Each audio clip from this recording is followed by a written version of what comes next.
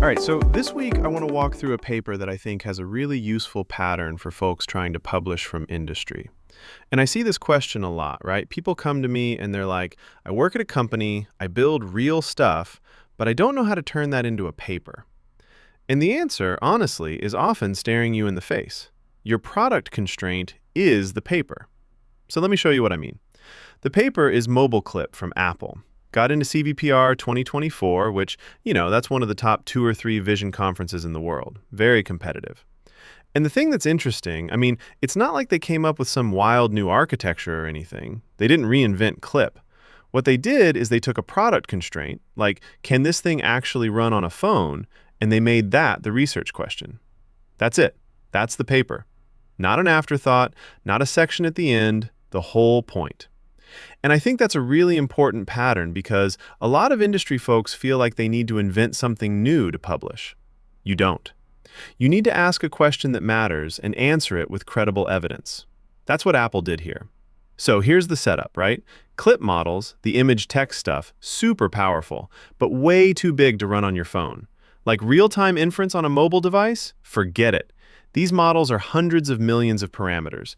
They're designed for server-side inference on big GPUs.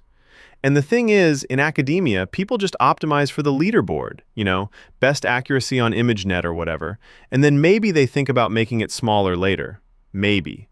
But that compression step is always an afterthought. It's like, okay, we got state-of-the-art on the benchmark, now let's see if we can shrink it.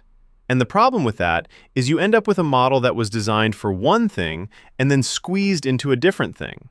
Apple said, no, we're flipping that completely. The phone comes first. It has to be fast enough to run on every frame, small enough to fit in the memory budget on the neural engine, and accurate enough to actually ship to 1 billion users. That's the bar. And everything, the architecture, the training recipe, the data, everything follows from that constraint. That's a fundamentally different way to frame the problem, and that's what makes it publishable. So why did this get into CVPR? Look, it's not luck, right? There's like 3 things here that a university lab just doesn't have. And this is really the core of what I want people to understand about publishing from industry. 1, Apple has actual latency budgets, like real milliseconds on real chips in real iPhones, not estimated, not theoretical. A grad student is like estimating flops or measuring on whatever GPU they have access to. Apple is measuring inference time on the neural engine, on actual device SKUs that ship to customers. That's just a completely different evaluation. And reviewers notice that. When they see latency numbers on a real device versus theoretical flops, they trust it more. 2, they have product workloads. Photos app, Spotlight, accessibility features, the stuff people actually use every day on their phones. These are real image text tasks with real distribution characteristics. You can't get that from Cocoa or Flickr or whatever public benchmark. And it matters because the training data and the evaluation tasks are aligned with what the model actually needs to do in production. That alignment is something you just can't fake with a public dataset. And 3, they can train on production-scale image text data and actually close the loop. Like they can see what works and what doesn't in the real product pipeline and feed that back into training.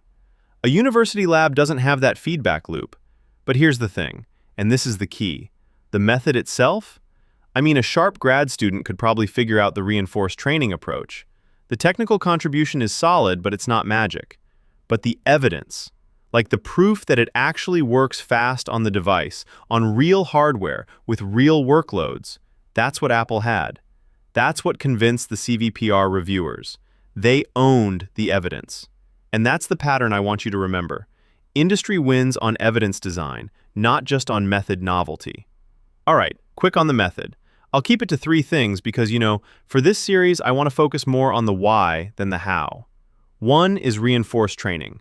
They use bigger, stronger teacher models to train a compact student model. And it's not like basic knowledge distillation where you just match the logits. They use a reinforcement-style objective that lets the student learn a smarter signal from the teacher. Think of it like having a really experienced mentor who doesn't just tell you the answer, but teaches you how to think about the problem. That's roughly the idea. 2, data mix matters a lot.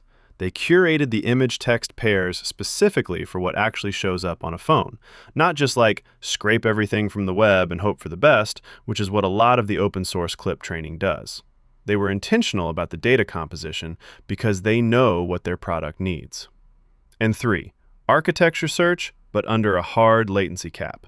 They didn't just search for the most accurate architecture and then worry about speed later. The search space was constrained from the start. Like the speed limit was a design parameter from day one, not something you bolt on at the end. And that's a really important design choice because it means the architecture was born to be fast, not adapted to be fast. Those are different things. And the result? Clip-level accuracy, but at way lower latency. And they measured it on real hardware. Not parameter counts, not theoretical flops, not some made-up efficiency metric. Actual inference times on actual mobile devices. And that's why it's believable.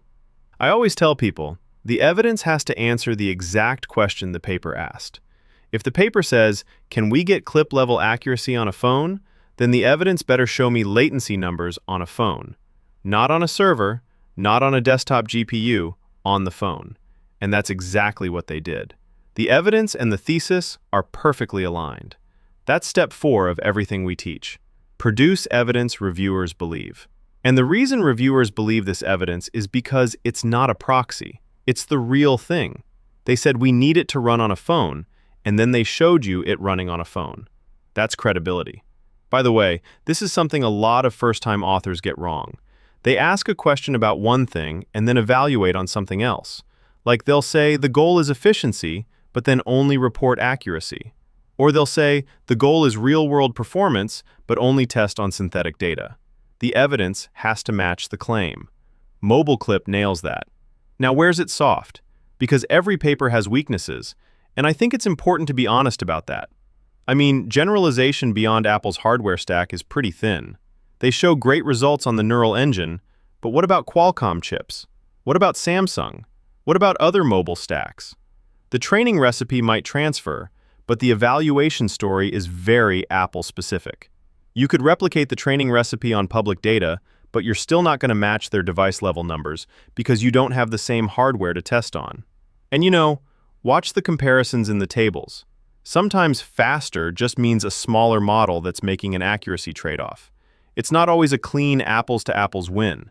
Sometimes the baseline has way more parameters, and of course it's slower. So the comparison isn't exactly fair. Read those tables carefully. Look at what's being compared and under what conditions. And one more thing.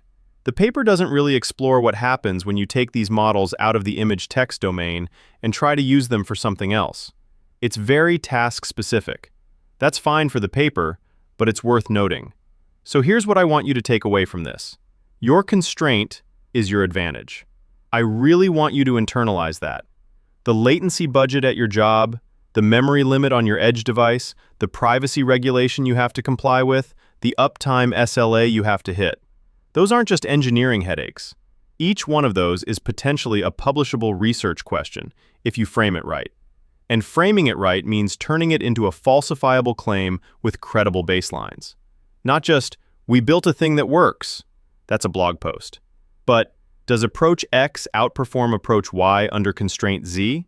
That's a paper. 3 things to remember. 1. Your deployment constraint can be the thesis, not some appendix at the end. Don't bury it, lead with it.